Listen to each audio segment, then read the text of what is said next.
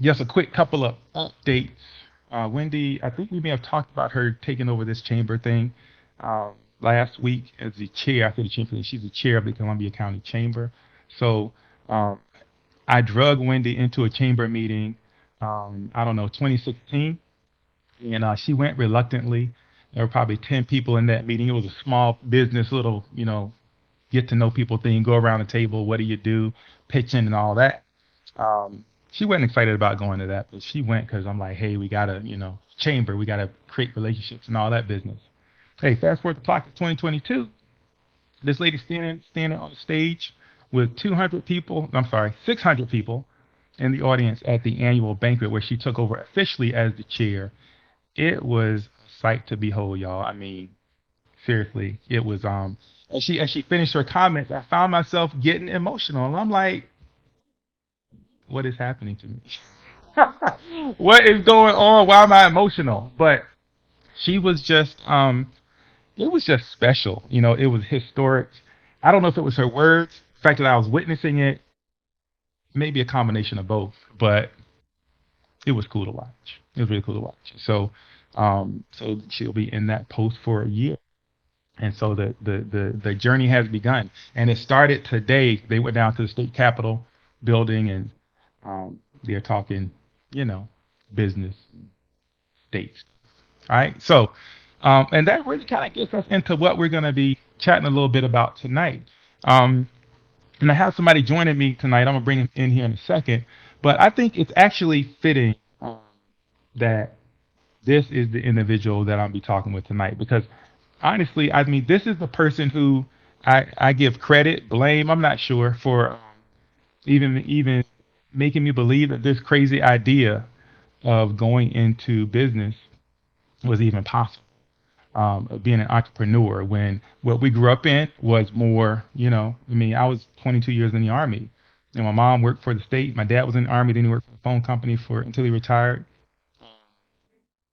I think the only entrepreneur in our family that I can think of was my grandfather, who had a bus line. He had a couple of buses, but while he did that, he actually worked at the Norfolk Naval Shipyard for almost years.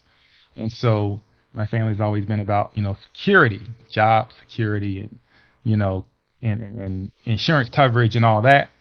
And so it was easy to fall into that mold. But something kind of happened, and that something kind of changed the whole course of our lives. So I'm gonna bring in the guy who's responsible for even making me think this crazy ride was possible. I would ask y'all to give it up for him, but I mean, can't hear y'all clap. Give him virtual claps or something. My man Ron Harvey down in or up and over. I don't even know, man. Where are you? Like you're in Columbia, South Carolina.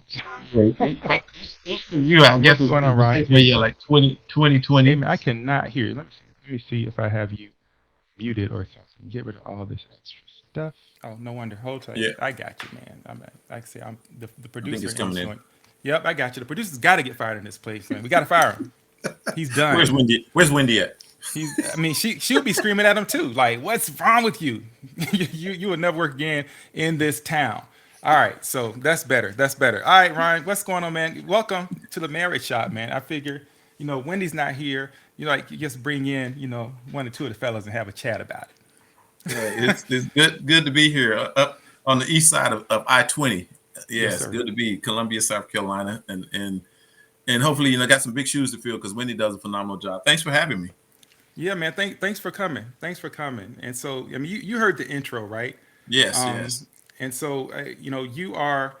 I give you credit for not only making us believe this was possible, for even for like giving us some things we needed along the way, some opportunity, some guidance, advice, knocking down some barriers so we could kind of walk through them.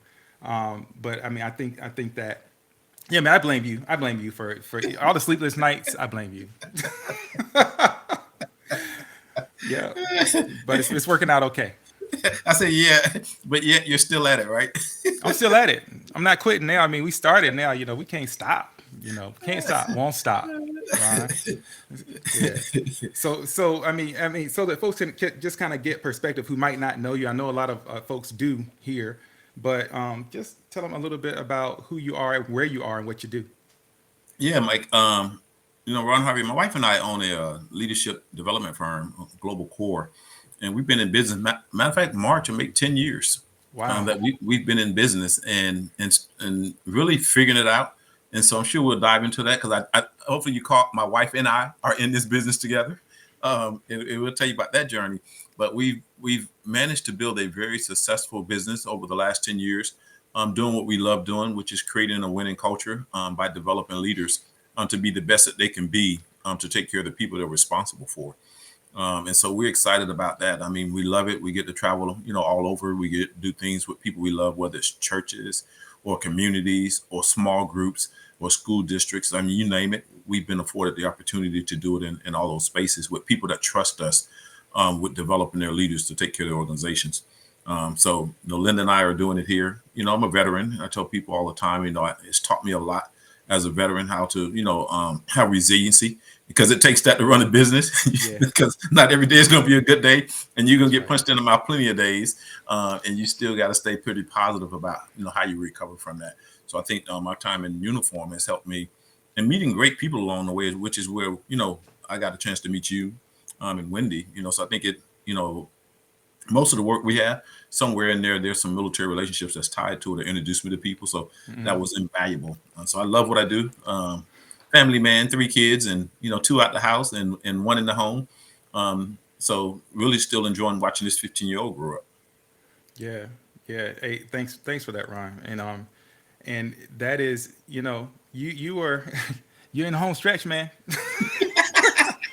Again, right? So Again, it's yes. yeah, so that's amazing. I mean, I met Ryan back in 2010, actually for the first time, 2010, and I was coming reluctantly into a new position, very reluctantly. In fact, I had plans. I was getting out. I was gonna make my escape. I'm like, y'all can't keep me.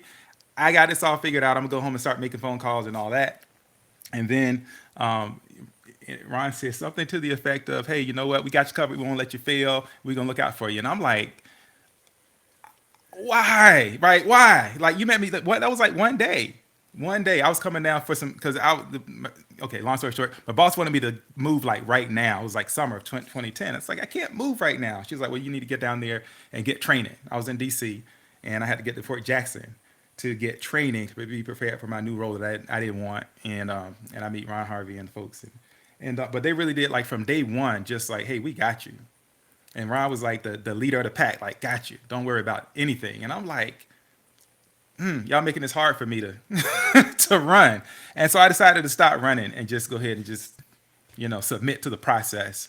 And wow, it was I mean, it was really a divine connection. And it's hard to see, at those times. But that was a divine connection, man. God meant for me to be in that place at that time with this team.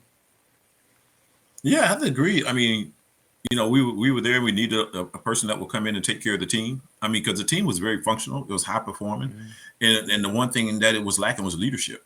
It wasn't lacking anything else: resources, people, talent, potential. I mean, you name it, it was all there. But that goes to show you can have a phenomenal team without the right leader. It's a subpar team. Yeah. And we're at that point needed someone that would provide overhead cover to take care of the people that wanted to do the job, were excited about doing the job. They were just tired of all of the other things that would get in the way that was not in our lane to address or handle, and so it Yeah. made us ill equipped. Yeah, yeah. So yeah, man, I appreciate that, and that ultimately, it took me a little while, but it was pretty clear early on that that was my job. Really, like these people were like really talented, like and a team assembled like this very unique team I'd never seen before. And it's like, well, I guess the job is to take some heat and like create a shield, and I'm good at that. I will ghost in a minute. What? Oh, nobody here. What did you call? I don't even know. I don't know what happened. Just to try to create some space for y'all to do what you do, which gave me an opportunity. I think we developed a really good chemistry of working together and really figuring out how to do the job effectively. And so one day we're standing there and we knew that the it was we're fast forward 2.5 years later, we knew it was going to close. Things were shutting down, and I remember this person. I don't remember his name, so I won't even if I did, I wouldn't say it. But Oh, I have to say what team? I'm sorry. So I was the deputy the deputy command psychologist for Army Recruiting Command, and so that job required me to be Army Recruiting Command up at Fort, was it Knox? I guess up at Knox. Yes. Mhm. Fort Knox. But there was a satellite, if you will, down at the Army Recruiting and Retention School where every Army recruiter came through to be trained, and so my job was to be at Fort Jackson at the recruiting and retention school in order to lead this team of trainers, executive coaches, and whatnot. And we also created an assessment team as well to kind of make sure that people coming into the recruiting command were psychologically fit to do so. So, and that's like every single recruiter coming in. So I don't know how many that was a year, Ron, but thousands, I Yeah, guess. yeah, Hmm. and that job was important. I mean, when I shared what we were really doing in that role, Mike, is all these people that were coming through. They're not just recruiters. We were responsible for all of the senior leaders that were going to lead the entire recruiting command, that were making decisions about people's careers day in Yeah. and day out. And so being able to help those leaders make wise choices about taking care of the workforce was huge. I mean, and so Hmm. that's where I think you pick up the ability to realize just how important that is, because recruiting command is tough. Yeah. I mean, people would rather go on some other duties or deployments versus recruiting duty, True. because Yeah. it's just one of those careers that is either really really good to you or really really bad to you. That's true. And so I think helping those leaders, and even the leaders struggled in that role. Hmm. So I mean, the role that you played for us to be able to take care of those people that sometimes we were the one voice in the entire command that they knew they can talk to get the help they needed. Yep. That's it. That's true. And so, we did that, found a way to help make a difference for some people. And, ultimately it's funny because, there was some things that occurred along the way in recruiting command that prompted me to probably get out a little earlier or a lot earlier than I might have otherwise. And so, but as we get to that into my 2.5 year journey, I remember this retired officer comes through, and I asked him what he did, and he handed me a card. He was a consultant, and I'm like, consulting what? And he does training leaders and all this stuff. And I'm looking at him, I'm looking at Ron, I'm looking at him, I'm looking around. I'm like, Ron, I think you can take him, dog. I think you can take him. Like this guy, come on, really? I mean, I don't know. I think Ron, you gotta go, man. Sorry, fly, man. Spread your wings. So anyway. It's funny because I mean, and I actually started from there. I mean, Hmm. when we had that conversation, and I started thinking what I'm gonna do next. I literally knew then I wasn't going to relocate with the school. I knew that I was going to start a company. I think you threw me to the piranhas though. So Somebody got to do it, man. I mean, I think you're I like, hey, you go out there and remember try to swim. Let me see if you get eaten by the sharks. And remember me, if you heat shield, survive, bro. Heat shield. I was tired. I didn't have a whole lot left. I had to get replenish. I think you push you out there and say, if he survived, we'll be good. So let me see what he does. Yeah, exactly. Like, bloop. You all right? You good? Okay, we coming. Yeah, that's pretty much how it went. Yeah, I think that's how it went. Yeah, I mean, but it was that. I mean, we had saw what people were doing, and the potential that what we were doing compared to what other people said, and they were doing well. So we're like, man, we can do that. We can do that with our eyes closed. Let's Yeah. go. And I said, okay, I'm gonna start this company, and that's when the nightmare started. Oh, the nightmares. Yeah, those sleep like what? I'm doing this because you were stepping away. You had been in the army what 20 plus years. Then you Yes. went to work for the federal government in like I don't know if I can even Yeah. say the office, Yeah. um, but yeah, you could kind of the trajectory of that, man. Talk about Yeah. that. I mean, I walked away from the army after 21 years, and it's funny because I was trying to find myself and what I was going to do and what I would do, and I ended up working for an organization in DC that worked around EEO and taking care of people and creating equitable opportunities for the workforce. And I ended up working, for that office. Well, actually, I actually worked for that office before that, Mike. I left Hmm. and went to work in DC, and then Hmm. I came back to it. So it was my second go around, coming back to that office and working again. And it was I learned so much. I will say that I learned a lot about me. Hmm. I actually got better working for that office because I've been through a lot of things in the military, but the work that they put us through to be the experts that we became over time, that's what made us really, really good. Yeah, Now, yeah, I will tell you that there are better ways to probably do it, but we became very good at what we did. yes, And I didn't agreed. agree with all the methods, but I will tell you, with that being said, I became really good at what it is that we did. Yeah, yeah. No, I can vouch for that.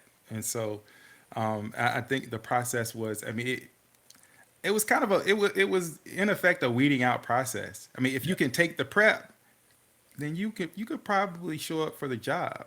yeah, But the prep, I mean, I've never, I hadn't been in that intent, as intense scrutiny since. I guess graduate school maybe, but it yes, was a different kind of thing, pressure, right? It's just like here, learn all this, come in yes, here, deliver, be flawless, go. yes, What? yes. And that's everybody, no matter where you came in. So that was something. Yes, That yes, was but something. phenomenal team, and I Hmm. credit it to how we operate, and we do operate in a level of excellence now, and that's almost like a standard for like a mission statement for us is Hmm. operating excellence at all time, and I think Yeah. we've set the bar really really high on ourselves, so I think there's a lot of credit go to making it through that and how well you can be. Yeah, and so that's kind of the backdrop, right? So Ryan goes into business, about 2 years before we do, um, roughly, and just begins this process. And so I weighed in, and Wendy and I and we've talked about this somewhat on here, where Wendy and I, I was feeling like the spirit is saying, hey, you know what? You probably are done with the military thing. It's time to get out. And Wendy's looking at me, and I share this with her, and she's looking at me like, well, I mean, we got these girls sitting to be in college in a year or two, and Morgan's right behind her. Like, what are we gonna do about this college? What you need to do is go over here and get that job that they offered you over. I've been offered a job or two at that point. If I was gonna get out, and she was like, "Yeah, you need to go. You need to go ahead and do that, and you can do the business thing later." And I'm like, "No, I'm not really feeling that. I think I'm supposed to do this." And so that was kind of when our first real clashes around the idea of entrepreneurship, because Wendy is very much a job security person as well, right? She's all about get that regular paycheck, make sure you have your the benefits and the coverage and all that. And I'm like, I don't know, right? And so that was our first clash, Ron. So Oh what was yeah. it like when this idea came to you? How did it happen with Oh my with you and goodness. Wendy? Yeah, so we're at Fort Jackson, and they were relocating, Mike, and I came and I think I shared with you, and I started putting these business cards together and all this stuff, and Fort Jackson was relocating, and I knew I didn't want to go. I didn't want to go, but I would if I had to take care of my family. I would relocate, and I didn't want to go. And I came back and I told Linda, like, look, they're moving, blah blah blah, and she made it easy for me to say, no, tell the organization I wasn't going. She said, no, we're not moving to Fort Knox. We're here. Mm-hmm. We're not going to Kentucky. I was like, yes. And I actually kind of punked out a little bit. I kind of went and told them, I said, I can't go because my wife said, we ain't moving. So I let her take the heat round for that one. So Yeah, I got into the other road, Mike. I I'm didn't not even go mad back and at you. own it. I blame my wife on that one. Like, no, we can't go because my wife don't want to move. But what the Army did in the program is when they take you out of position, they automatically put you on a priority list to get another job, making the same pay and same status, if you will. And that actually had happened. They offered me another position at Fort Jackson, and I had initially said yes to it, but she noticed I really didn't want to do it. So I come home and she's like, "You really don't want that job?" And it was like a Friday afternoon, and she realized, a Friday morning, and she's like, "You really don't want that job?" And I was supposed to start it on a Monday. I said, "No, I really Mm-hmm. don't." I said, "But I'll do it until I find something I really like." She said, well, just don't take the job. Why don't you just do what you've been talking about, this business thing you've been talking about for a while? Why don't you just start this business stuff up?" I'm like, yes. Mm-hmm. I was all excited. So wait a minute, Ryan. Whoa. So you hit it with the sad puppy, Ryan. You went home like, I don't take the job. I Yeah, don't. yeah, yes, all of Right. that. Like Okay. I was pouty around the house, like I don't really want to do this, and she's like, It's okay, okay. he's sad, so let me let him off the hook, and she said, no, you don't have to take it. So I said, for real? Mm-hmm. She's like, yeah, cool. I jump on the phone and call him up and, and tell him, look, I'm sorry, I wasted y'all time, but I'm not coming to work on Monday. I Wow. quit before I started, Wow. so I turned down the road, which means you can't go back and get it because once you say no, they're not giving. It's done. So Yeah. you don't have no other privilege you can use. So I turned down the job, and she said, just start the company that you say you want to start. Like, yes, I'm all Mm-hmm. excited and 100%, and I do all of that, and I come back and say, okay, I did it, and here's what we got to do, and that's where if we ever had a clash, I would say this was it. She's like, Oh, no, no, okay, no. because up until this point, I'm like, wow, this is going really, like really well. I mean, can't get any better. It was Easy. going real well. This easy. So I told Linda, here, I used the word, here's what we have to do. She said, no, no, God told you to start that business. That's what you got to do. I'm not doing it. Wow, that's hilarious. I'm like, what? Slow your roll, high speed. Hold on. All right, that's hilarious. So, well, let me see. I think we gotta just, gotta highlight that a second because I think that a lot of us have fallen into that trap. I have Yes, a great idea, and we can do this, right? And it's like we go in, and the expectations are set, and all that, and so yeah, I mean, I think that is good that because a lot of people don't pump the brakes at that point. They don't like call the timeout and say, wait a minute, right? They just go yes, get or get drug and don't say anything until much later down the road. yes. Yeah. And that's important. I tell people, because we laugh about it, and we laughed about it then. Some people end up in divorce over it, Mm-hmm. or marriage messed up over it, or feeling like your spouse don't have your back, or the argument starts, or your love life changes, or who's going to cook. And I mean, it's just a lot of things that can come from that if you don't do the thing that's best for both people. And Yeah. she was absolutely right, but I think a lot of people take the wrong course of action, and it Mm-hmm. works totally against them. So I think that part is important, and I share that because that's what you got to be really mindful of. We did have different roles. Mm-hmm. Yeah. Yeah. And so how long did it take? Because I know because you told everybody like she works in the company with you now. So Yes, yeah. how did you get from like nah that was your idea to now there's this partnership that exists. Well, the first thing I did at that point is when she first said it, Mike, I said, okay, let me allow my wife to be who she needs to be, and let me not force her into a corner. I had to mature and grow up real quick, and that had to be a statement that happened like rapidly. It wasn't like a Mm-hmm. week later or 2 weeks later. I had to do that immediately for her because I wanted her to still be happy and supporting me, even though she wasn't ready to be in the business. So, I mean, I did that real quick, immediately after she said, okay, I get it. So let's make some decisions of how I can have support in the business. So the very next thing we did is, since she couldn't do the stuff or didn't want to do it at that moment, we figured out what help I needed, and we actually put some people in a position to help me out. So that was the very next thing because she didn't want to see me fail. She just wanted a break. Yeah. So that was important for her to say, okay, well, let me get someone that can help you until I'm ready. And so she took about a year before she really was up to speed and wanted to spend time with our daughter, who was pretty young. So she took a year, and then she finally came to me. And she said, hey, I think I'm ready to do something in the business. And of course, me, I say, hey, that's awesome. How about be the president? How about be the owner? And let me take the back seat. So I jumped out of the ownership seat real quick, and Linda Mm-hmm. became the president and CEO.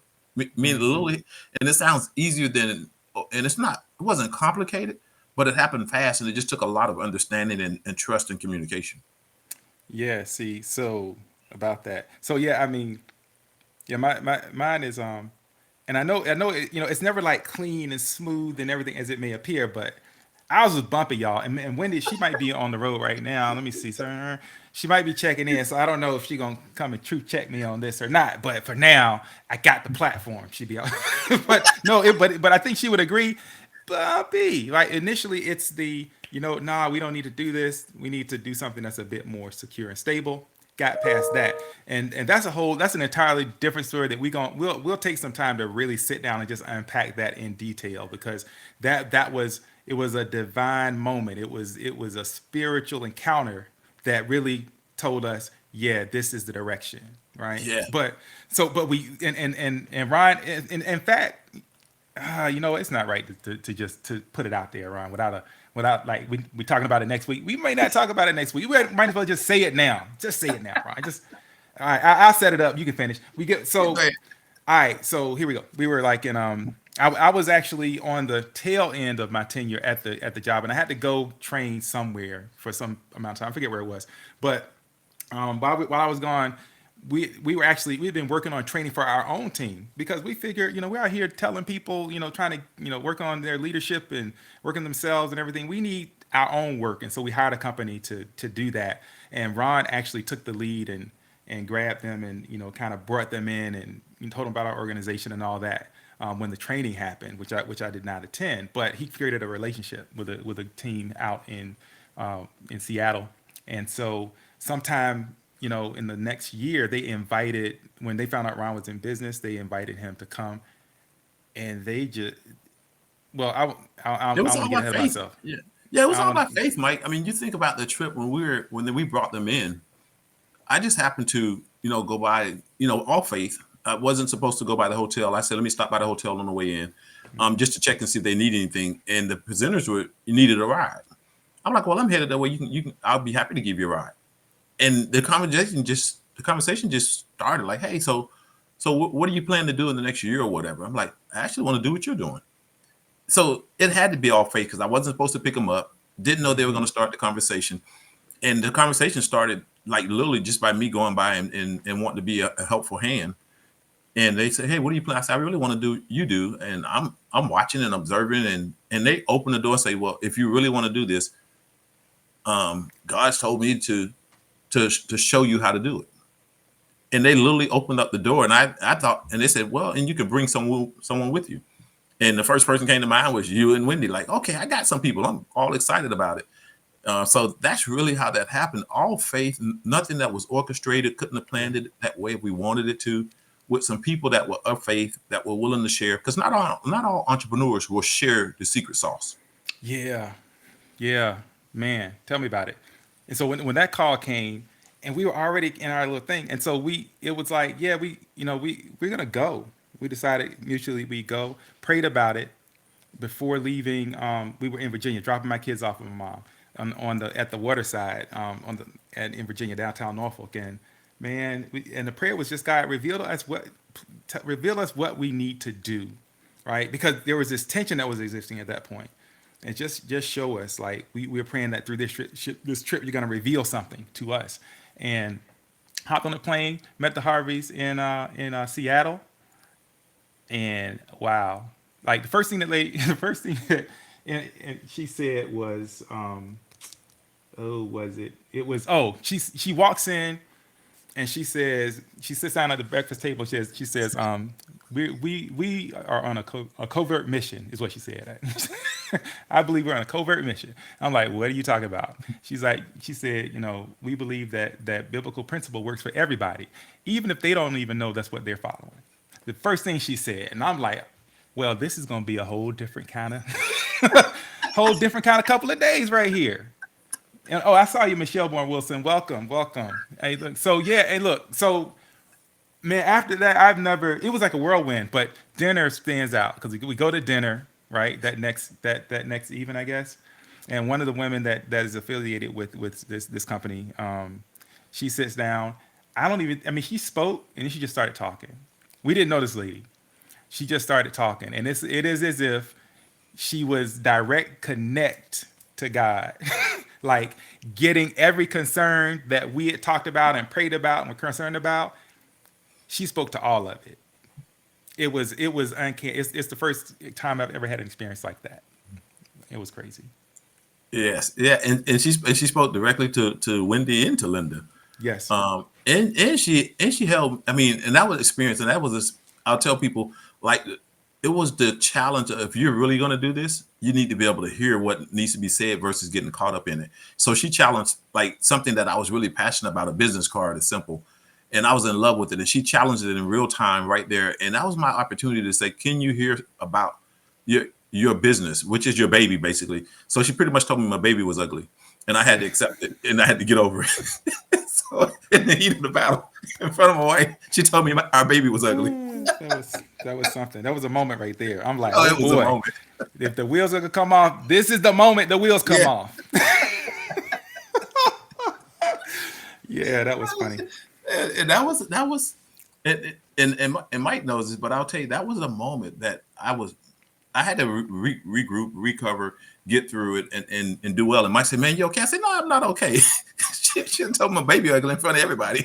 Yeah. And so I think we went to Walmart and walked Yeah. around to take a Debriefed a break. little bit, Yeah. exhale a little bit So in anytime you Walmart. stress, walk through Walmart. That's it. That's it. But But yeah, we came but back.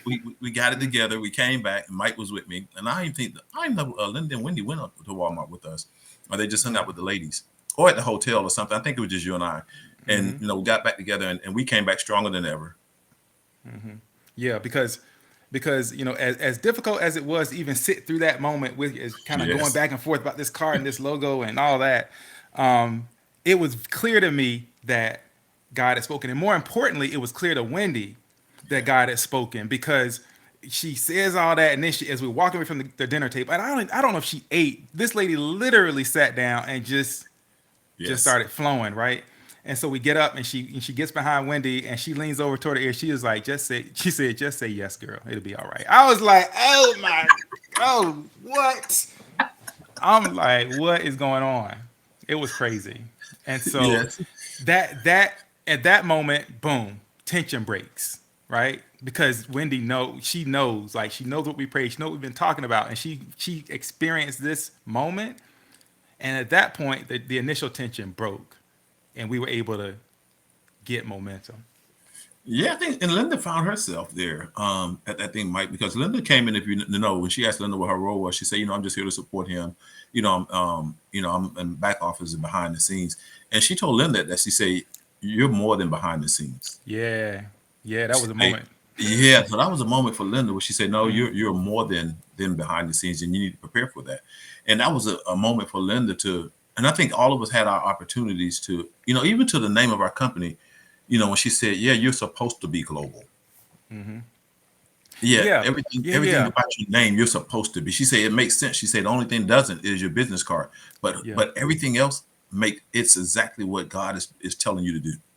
yeah. That's in fact, Ron. Yeah, because I think that I got the sense right because she's saying like your card says global, but I don't think that. I mean, it's there, but it's almost like she pulled from you, like you weren't Yeah, really thinking global. It's like it's a yes, cool name, yeah, but that's exactly what it was. I yeah, mean, and it came out. She said, "No, just tell me." And in those moments, I'll tell you, as an entrepreneur or as a spouse, or you and your spouse in business together, there has to be some moments of complete transparency. And I know people think that everybody's fully transparent in marriage, and that's not true. It was hmm, you had to be completely vulnerable and transparent in that moment if you're going to make this business work. And I say no, I just thought it was a cool name. I put some words together and I threw, and it looked good. It sounded good. It was cute. And she said, "Yeah, but cute is not what this is about." And she yeah, was really what I needed to hear. I don't think I would have heard it anywhere else. I mean, it was yeah. from a complete stranger that just had to be spoken to someone higher than me, and someone that didn't know any of us, because she wasn't well briefed on our businesses. No, she wasn't. She was not. And so I think it's such an important lesson. I mean, I think that moment, what I took from that moment was like my discernment. Like, there's a lot of people that say a lot of things, but when God is sending you a message, sometimes that message is as clear as anything, right? And there was no other explanation for what it was other than this person in that moment was divinely given like what she needed for the people at the table who she did not know. Had I think we spoke to her earlier for like 5 minutes when we kind of went through where her office was. Yes. That was Yeah. it. Yeah. Yeah, and I think the beauty of that is I never looked back after that meeting. I never Mm-hmm. second guessed what I was supposed to do. I just began to do the work and pray about it and stay connected and put people around me. And she says, this is what you're supposed to do. And I began to just be really obedient to listening to what that was. And I'm not going to tell you that there wasn't any sometimes concern or I never doubted that it was going to work. I was always saying, okay, God, you haven't shown it to me yet. But I never at that moment because people always ask when I share stuff, they're like, but you make it seem easier than what it is. I said, I didn't tell you it was easy. I'm Yeah. making it sound easier than it is. I Yeah. can say I honestly I was never concerned about the success of the business after that. Yeah. I just never lost sleep over it. I just knew the business was going to work. I had work to do, but I never doubted that it was going to fail. I never said it was going to fail. Yeah. Yeah. And that was important. It was great. It was a great example to kind of follow in. I mean, because we were close enough to be kind of like trying to walk in footsteps, so to speak. Yeah. But I have to say, like, so we knew, okay, yeah, this is it. It's going to be the thing, right? But at that time, Wendy was still working for the VA because when she retired, she immediately went in. I say immediately, took I think a month or two, and then went and started working for the VA. Again, security, Yeah. right? It is, that paycheck is coming whether you go to work or not, and we got extra benefits as if we needed more. We got a lot of benefits. So she was comfortable with that, but I went to her one day. I'm like, hey, I think it's time for you to, can you, I think we can do something special together, is what I told her. Like, if you were totally all in. And so I asked her if she would leave that job.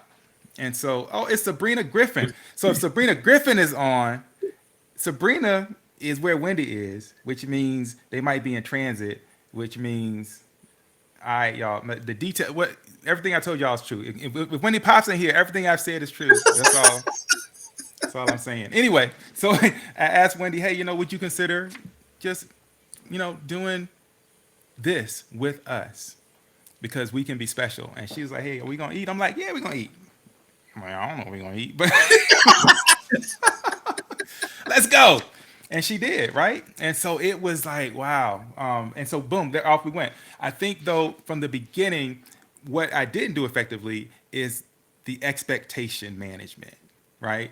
What specifically is your role going to be? What's my role going to be? We never really worked together like that. We were in the Army parallel for years, never worked together like that. So the tension that followed, that those days were like, it was all about roles and expectations. I thought when we retired, I envisioned in my head like, yeah, we get up, maybe Wednesday will be Cracker Barrel day. We get up 7 o'clock, hit Cracker Barrel, with the Cracker Barrel folks. It was Cracker Barrel. It was a business meeting. Right? Exactly. Do a little business meeting, Cracker Barrel, get some pancakes and some coffee, come on back in, do our thing. It's like I had a certain rhythm in my head. I had certain, expectations about roles and who was going to do what and who, all that. Or we'll just jump in and we'll do it all, and how we prepare talks and all that stuff, man. And Yeah, see, Linda had that mindset. Linda had the mindset of what you're saying when she retired, what she was going to do, and she never had any idea. And she's on board, but that first year, she's like, "No, I know that. I'm retiring. yeah. I'm gonna take the baby to school. I'm gonna be an Uber. I'm gonna be a soccer mom. I'm not doing any of that. I'm gonna get up when I feel like it." And so Yeah. all those things of what retirement was to her was different than what it was for me. I'm like, "Yeah, but we can do this and we can do that." And she's like, "Yeah, but no, Right. you go ahead and do that." Yeah, like, remember your idea, remember? Yeah. Yes. So, yeah. Yes. Wow. So that, how do you reconcile the role thing, like, so that, because you said earlier, well, I just leave it at that. How do you reconcile the role thing? Yeah, I think you really got it for us. Here's what's worked for me. Mm-hmm. Is I I truly believe I wanted to make space for my wife to be what she felt she needed to be. Mm-hmm. And whether that was in the company or not in the company, the one thing I did know for sure, Mike, is I wanted her to be my wife before my business partner. Uh yeah, bro. That's good. So You that repeat was that for more. the people in the back, man. Say that again for the people in the back. Yeah, I mean, I had to get to the place where I wanted her to be my wife more than my business partner. And that helped me because they're just, at the end of the day, I did tell her, if you're never my business partner, I want you to always be my wife. Mm-hmm. and Yes. and and which meant that once we can get past that stage, that we can grow it. And she appreciated the fact that I was cool with that. I understood that, and what we were here for is husband and wife. And if we happen to be in business together, and it worked well and it made sense for us, we would do it. But no matter what, we were going to be husband and wife, and the business wasn't going to make or break us. Yeah. Oh, it's Wendy. Hey, what's up, baby? Where are you? Probably out on the interstate somewhere. I don't know how your signal is. Hey, jump on in here if you want to. But if not, I got you. I sent you the link, by the way. But yeah, Wendy Perry, good to see you, girl. Welcome to Marriage Shop. But what you said, man, that is so critically important, because we get caught up in the idea and the vision and the business, and then you kind of lose sight of what's really important, right? You lose because you want, so generally the person that decide I'm gonna step out and I'm putting all my eggs in this basket. That person is going to be very focused on that basket. It's going to be very focused on those eggs, whichever part of the metaphor that fits in. But y'all get what I'm saying. It's like you want that thing to succeed. You don't want to fail, and you want to eat, and all these things. And so it can be get really easy to get caught up. And if anybody's ever worked for me, I have a tendency to get caught up. I mean, I will dive in head first, and it's like, where'd he go? I don't know, man. He's been down there a long time. Is he coming up yet? Right? I will get caught up, and so and those habits are very hard to break. I mean, if it's what you've done, it's very difficult to break. And so I would have a tendency early on, especially, to get caught up. Yeah, Oh, that would be hey, good. hey, Wendy. Hello. Hey. Hey, So I can't stay What's up? long. Yes, I'm on okay. the bus, but I just wanted to come on and just tell you that I love you and I'm proud of you for going forward. Ron, thanks for jumping on and joining him on the marriage shop. I hear y'all talking about the collision of entrepreneurship and marriage. And yeah, that's definitely something. So I miss you. We are on the bus and we're heading back a little early. So I will see you soon. All right. Hey, love those glasses, baby. You're looking good right now. Yeah, I must say. So thank you. I'll let you know how it went. So All right, you can't wait. guys keep doing what you're doing and remember I'm listening. I know you Love are, you. baby. Love you too. Bye. All right. Don't mess around and get muted, baby, now. And that's, and, Yeah. and that's when the fight started. You muted me. Yeah.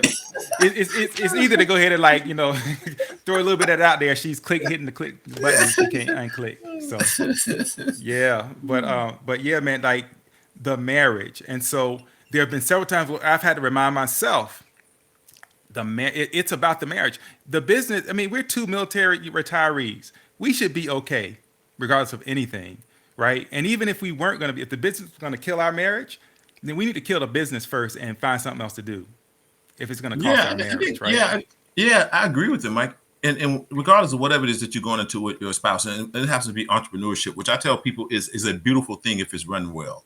Mm-hmm. It really is. I mean, entrepreneurship it gives you all of the luxuries of living the life you want to live if you're putting in the work where you got to put the work in at. And Yeah. so, for my wife and I to be in business and doing what we're doing, we really get to live the life that we want to live.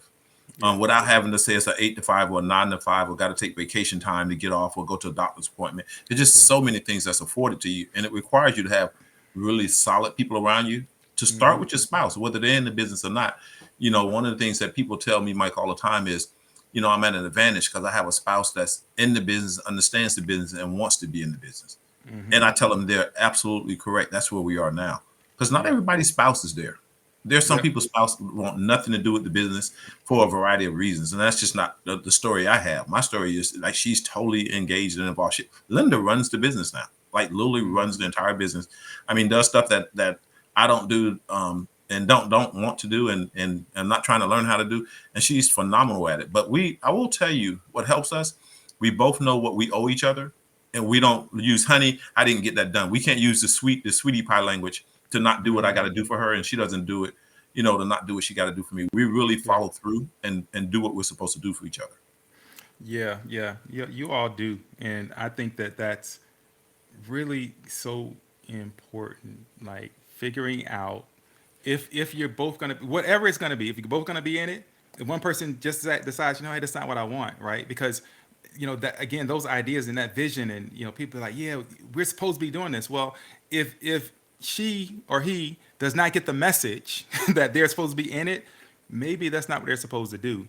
Yeah, One of the most difficult things for me to do was to back off and allow her to figure it out.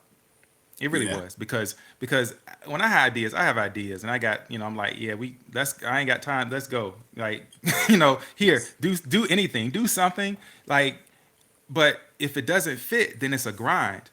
And so being an entrepreneur, it's a grind anyway. But it doesn't have to be painful, if that makes sense, right? Because if you have passion and if you have the love for what you're doing and you understand the purpose of it, it can be hard work, but it doesn't feel like hard. If it you just the day just goes by, and if you it can fall into that zone. And Ron is right. The what an entrepreneurship affords. Last year, it was bananas by even like my it was crazy, Ron. Like just the type of flexibility we had, and COVID actually gave us got everybody all equipped. so that you can work from anywhere, and people are doing it. So we were all over the place, Ron. Like I don't know how many miles we logged, but we were just literally it was crazy. You can't do that with a 9 to 5, right? But we got to that place because I had to. Summer 2020 is where things kind of came to a head, and it's like there was too much tension. I'm like, what is going on? We were kind of doing this. I'm like, what is the problem? And it was very clear. God said to me, and people say God said to me.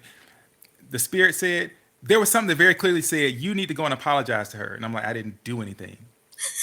You need to go and apologize to her, right? And be quiet. That was it. That was the instruction. Apologize, be quiet. And I'm just like, okay. So I go and I apologized to her. And Wendy said freedom. Yeah. And I apologized to her, right? And I remember, and I tell the story a lot, so Wendy can check me on the details. But I probably apologized to Wendy about 11:30, and it was basically, I'm sorry, not because I didn't believe I had done anything wrong, but clearly I had not created an environment where we could easily work through whatever we were going through at that time, tension, and I was helping to maintain it. So I apologize for not creating the space where it was possible for us to get where we're supposed to get. And then she started talking. I thought she would be like, "Oh, I forgive you. It's all good." But she started talking, and she talked, and she talked, and she talked, and she talked. I told you it's like 11:30. Literally, she talked until the sun came up. I mean, the light was beginning to shine through the through the blinds, but it wasn't until then. And I think it was all me because there were several times when she was talking, I wanted to be like, "Nah, that's not true," or Till this, 5 that, and the a.m. third. Or Early. see, I told you five. It was like summertime. Yeah, 5 a.m. It's like sun starting to come up, and I wanted to fight. I wanted to push back. I wanted to explain. I wanted to do all this stuff. And and around 4:45 is when my apology became real, because I realized, like, wow, my job is to just love her, right? That's the only job. All the rest of this stuff, I mean, what does it matter, right? If we're all at each other's throats. My job was to love her and to just get out of her way. And by the way, in that same prayer, I was praying. I was like, God, I think, because she was CEO at that time. I said, I think I'm supposed to be CEO, and she should be doing this board thing, and because she was a member of several boards. And I'm like, I think that's her sweet spot. That's where she should be. But at that time, when you're in a tense moment, you don't want to be like, hey, baby, why don't you step down from the CEO spot, and I'm gonna take that, and you go do, right? Because the timing felt off. I felt like I couldn't just say that, and so I guess got to leave that alone. But when I tell you, at 5:00 a.m., she says, as she's wrapping up her comments, and this is what I think we should do. She said, I think you should be the CEO. I'll stay on these boards. Blah, blah. There was like a third thing I prayed for. I don't remember what it was. But again, it was another moment where the Spirit was just like, bam, boom, boom, boom. And she literally spoke the thing I had prayed a day before. Yeah, I think in that conversation, Mike, it's important for us to remember that he says, I won't leave you or forsake you. And this is those moments of confusion that you doubt both of those statements. Mm-hmm. That you get caught up in you get caught up in what you want and how you feel and what you're going through.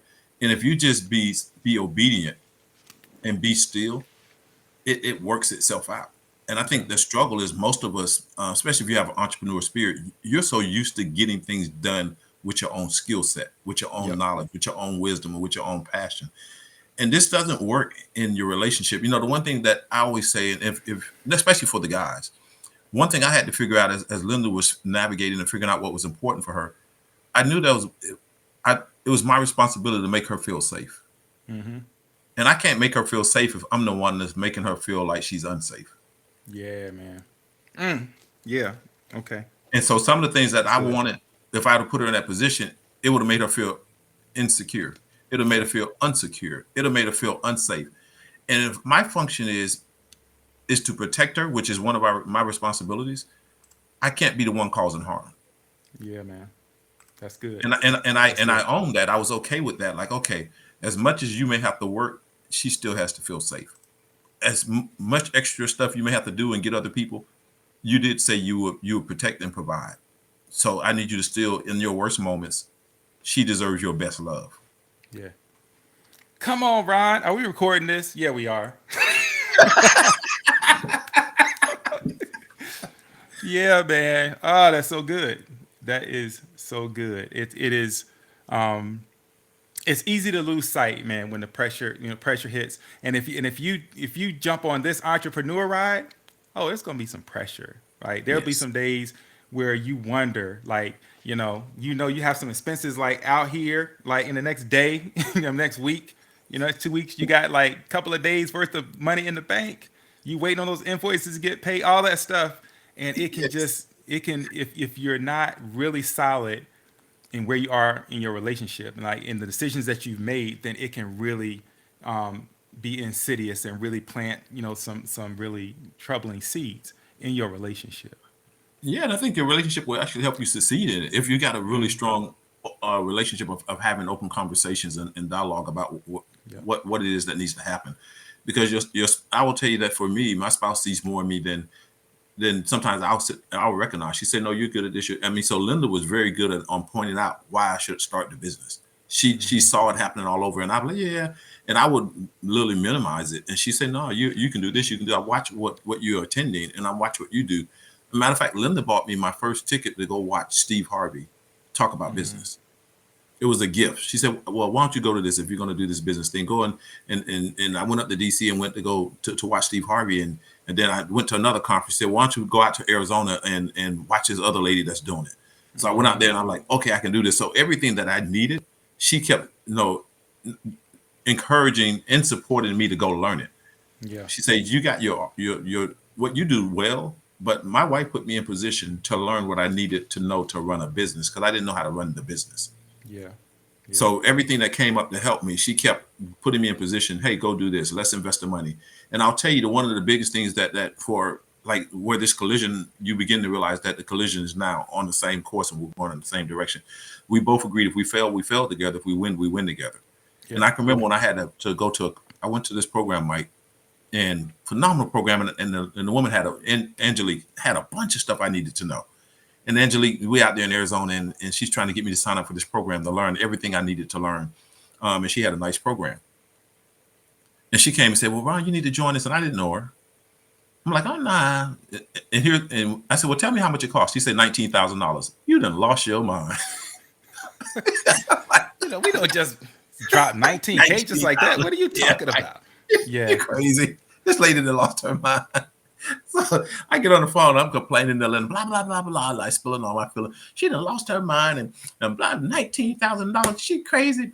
Man, everything went through my head, about $19,000 to teach me how to do something that I thought I didn't know. I already knew I didn't know, but I didn't see $19,000 worth of. Yeah. And I did that for 2 days while I was out there. And the third day, Linda called. She said, "So what did you decide?" I said, "I've been made my decision." And she challenged me at that moment. Hmm. She said, "Well, do you know it?" I said, "Nope." "You got somewhere else to get it from?" I said, "Nope." "Write the check." That's the end of the conversation. Wow. And I had never made that kind of personal investment into my own, which was odd because I had, as I thought about it after I did it, I had invested into other people like that, but I had never invested in me like that. And I Yeah. never betted on me at that level. And she said, "Just do it. You need it. We got it. Stop complaining and write the check." Yo. So, yeah, are we all catching the irony here? Like, it was his idea, right? Remember that? It was your idea. But she comes around at a really critical moment because sometimes support is like, go do it. Yeah. Like, either you can do it or maybe you need to, because that was another real moment. Like, do you know what she knows? No, you don't. Okay, where you gonna get right? I mean, that to me Yeah. that's what support looks like, right? So and that's good. I mean, and because in this you're gonna have to make some investments, and though you have to be good on the investments that you need to make as a couple, right? Because you can't just run off and do your own thing. Not ideally anyway. So yeah, that's good right there, Ron. Oh yeah, and I think that's what brought it full circle for us. And I'll tell you, it began to help us do having a supportive spouse, and someone said having a supportive spouse, and support don't mean that they work in the organization. Mm-hmm. Support don't mean that they're even a part of the company. I mean, so their support can be in multiple ways. Sometimes I had to get away. Support had to be her having a specific functional role, and Yeah. that wasn't the case, and it doesn't have to be the case. So if you're in this, it doesn't mean that your spouse can support it. Like Linda will probably never pick up a microphone and speak. Mm-hmm. That's not her personality. It's not what and that'll be a place where I'm not protecting and taking care of her. If she chose to do it, I would like absolutely go for it. I'll support her. But she's already said, "Hey, look, don't. That's not what I want. So don't hype me up to be that." So Yeah. support. I think you need to pray about what support is, and I think Mm-hmm. you need to accept whatever that is versus try to force feed what you want and what you need. And your spouse may be very talented in what you need, but they may not want to do that thing that you're asking for. Yeah, exactly. And we don't get to decide. A lot of times I think we'll be like, man, you're good at this. I mean, of course, and we'll work that into our own plans. And so really important to just create that, because and when you're forcing and pulling and tugging or pushing, that doesn't create safety either. No, And no. so what I'm hearing tonight, I jotted down a couple of things. I won't put them in the captions because y'all know the producer over there slacking because Wendy's not here. So I'm gonna just read off a couple of things I captured tonight. So if you need to hear this again, catch the replay. But one of the first things I wrote down as we kind of walk through this is to listen to the spirit. And how do you hear the spirit? You have to be in the word. You have to pray. You have to like stop and create time to hear what God is saying, because he may be saying it in ways maybe you haven't heard before. And so it's important to be able to hear the spirit, listen to the spirit. Believe God, right? If you've gotten that little whisper yourself about what you're supposed to do, believe that God is going to come through and deliver on what it is he's told you to do. And he's going to bring you through it. If it were easy, anybody would do it. So anything that you do that's worth anything is probably going to be challenging at some points. Yeah, But you Mike, I'm have there. to stay the course. Go ahead, Ron. Yeah, Mike, as you talk about the listening to the spirit may not be your best friend or your girlfriend or your brother or your cousin or your mama or your father or your pastor. We went all the way out to Washington State That's right. before we heard the spirit from someone we had no clue who they were. So Yeah. sometimes we call up all the people that are close to us and we convince them to say something to us, and then we claim it was the spirit Yeah. because it comes from someone we know. So you just never know where that voice is going to come from, and it may not come from the people that you expect it to come from. That's right. That's right. And so that's why I've learned, man. I'm just kind of I try to say an empty vessel, like always ready, willing to receive something, and never get to the point where I can't hear anybody, right? Because I think as a business owner, that's a problem too. When you think you know it all, is when you probably done, right? And so there. Thank you, Wendy, for putting those in the chat. Listen to the spirit, believe God, value transparency, even when it's uncomfortable, because you will be stripped naked, figuratively speaking, if you go into business. You will be. It just has to be that way. So what's going on, how you feel about it, all those things got to be on the table, right? Because otherwise, you're exerting energy faking. Why fake? And particularly with your spouse. So like there are moments when you just gotta. It's just okay, boom. It kind of like it was modeled for us, and it's kind of a different context, but we went out there and they opened up every. I've never seen anything like that before or since. They opened it all up. How they made money, who they made money from, formulas and documents, and it was it was over the top, right? And so Yeah, that level of yeah, transparency. Go ahead. for people if spouses are doing business, the one thing I'll say that's important in this space is money has to be complete transparency. Mm-hmm. Like everything that's in this company, there and I say that because there are couples that have separate accounts, personal accounts. Yeah. And that's a whole nother topic for you and Wendy to take on. You Mm-hmm. can't afford to have a separate account in the business. That's You right. literally have to be in this together, and you have to know about every contract, every penny, every investment, every marketing, like wherever money's coming and going, Yeah. both people got to be in invested in it. And some people struggle with it. They're like, well, they ain't in the company. Well, but they're still your spouse. That's And if right. they are in the company, but you got to keep your spouse invested, engaged in all the numbers. Yeah, 100%. Because they deserve to know, right? They should know. If the two of you are one, like you can't navigate this together. Like you win, you lose, whatever. It has to be together because it's gonna be together anyway, whether you like it or not, right? So yeah, I thank you for that one, Wendy. The last one is to create safety. And that safety comes by not forcing, not imposing, communicating, right? Seeking collaboration. Not the word I'm looking for. What is it, Ron? Not advice, but just sharing in everything, Yes. right? And because the transparency and that sharing, that helps to create safety, not forcing somebody into something they don't want to do. And this is for all of you all, and I know you're listening, and we're actually, Ron, you know what, I'm gonna post this on LinkedIn too, actually, because there are some people that need to hear this. You have plans for your spouse, you had it all figured out, and it's like, yeah, this is what it's gonna be, and your spouse is like, nah, I don't think that's me, and you're trying to force them right now, right? And I think what we're saying is you can't do that. You have to allow them to find it. And if it's meant to be, they'll find it. But you can't ram it down their throat. Yeah, because and the reason that's so important is everybody has their own purpose that they were born to be. And because I'm born to be your spouse, don't mean I'm born to be your business partner. Hmm. And you can't force that upon me just because it may sound good, it may look good, and it may actually work out at the expense of your marriage. Hmm. If that's not what they're supposed to be, you got to make a decision that you really married them to be your spouse. And I say that was the first thing I had to do is allow her and make space for her to be my spouse, whether she was my business partner or not. I made a promise that, I'd rather be married to you than you to be in business. If that's what it's going to cost me, I don't want it to cost me that. Yeah, that's good. That's good, Ron. And so we could do more, but I already got your overtime, man. I can't afford your overtime rates. So I can't afford your like regular time rates.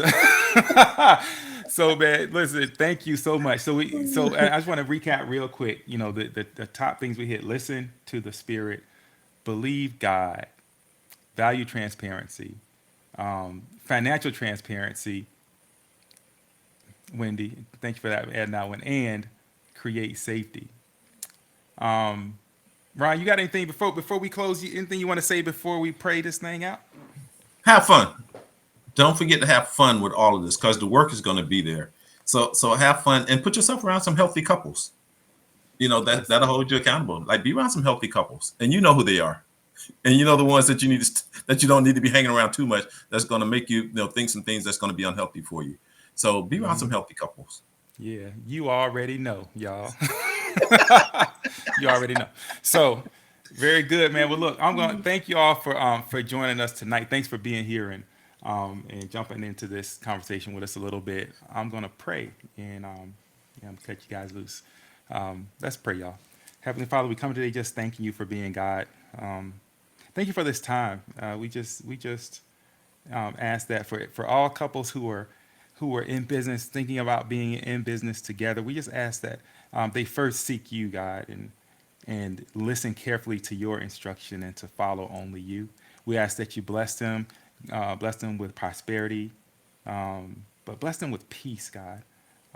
Help us to use our marriage to make everything else that we do stronger and allow nothing else to come into our marriage that may weaken it. So we just ask that you bless all those who are working together and trying to figure it out and be with them. Thank you for Ron Harvey and for Linda Harvey and for all they've been through our lives and what they mean to so many.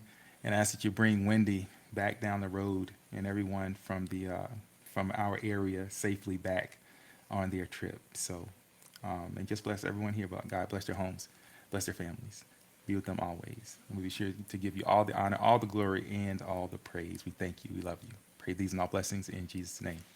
Amen. All right, Ronald Harvey, man. Look, thank you very Appreciate you, much. brother. Appreciate you, man. We'll see you. I guess I'll see you tomorrow. Yeah, I'd rather see you tomorrow. All All right, right. sir. Later, All man. right, bye. So, Are you not entertained? Ron Harvey, man, that's my guy, and so just really, really appreciate everything that he's meant for us in our lives, and you know, if you are if you're kind of working through trying to figure some things out in that space, then I just want to let you know it can be all right. It will be all right, and in fact, it's already done. So y'all have a good night. Wendy, get home, girl. I miss you. It's been too long. So appreciate y'all. Love y'all. We'll see you next week in the marriage shop. Good night, everybody. Oh yeah, oh yeah. It's your boy Jason. I'm in the mood. Love, yeah. Lately I've been constantly thinking about you, babe. You drive me crazy, yeah. And girl, I want this. Got me all up in my feelings. Oh, what a feeling, yeah. I know the first time I laid eyes on you, you would be here forever. I'm not being arrogant, and I still can't take my eyes off you. 'Cause you made me better, so much better. I'm in the mood to love you for a lifetime. I'm in the mood to love you for a lifetime, baby. I love your kindness, I love your confidence. Ooh, you're the finest. So glad you're mine, yeah, yeah, yeah. I don't wanna be with nobody else. Give me your love, that's all the wealth I need. Baby, you're priceless to me, yeah. To love you for a lifetime. I'm in the mood to love you for a lifetime, yeah. Promise I'ma be around. I'ma always hold you down. Won't you come and hold me now? Won't you come and hold me now? I just got a new coupe. Yeah, I know I got a whip, but I always keep it down with you. Yeah. And I know they see, girl, you're my queen. And beauty speaks for itself loud and clear, yeah. So throw it in the air. It's the sweetest sound to follow my ear. And I want the world to know I'll love you forever. And that's a long time, baby.